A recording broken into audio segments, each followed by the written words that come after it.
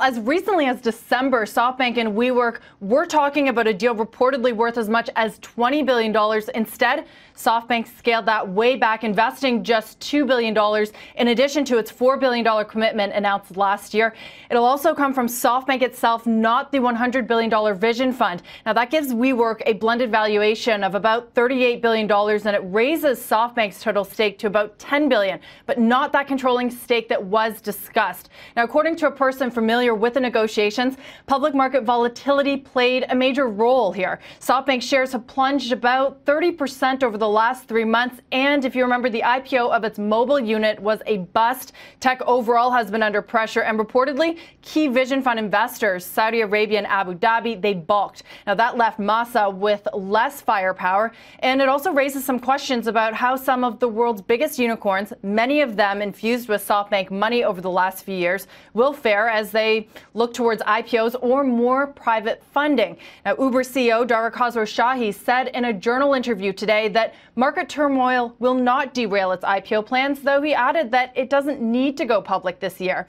That may not be the case for WeWork and some of the other unicorns if they find access to private capital tougher in volatile times. And guys, I will be sitting down with WeWork CEO Adam Neumann, and we'll bring that interview to you on Thursday. Wilf.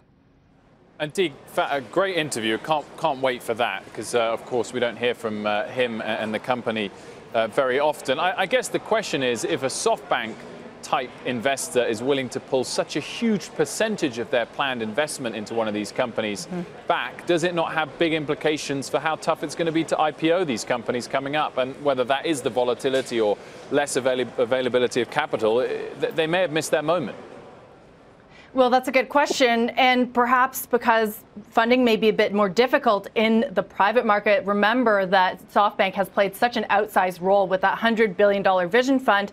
Maybe they need to look towards IPO sooner rather than later. But I think one of the biggest questions around WeWork has been what happens in an economic downturn, like many are forecasting for 2019 or 2020? What happens when a lot of the startups that use its space go bust? And that's something that we're certainly going to be talking to Neumann about and asking if they're prepared, especially with less firepower than they thought they might have had just a few weeks ago. That is a big scaling back of plans that SoftBank did.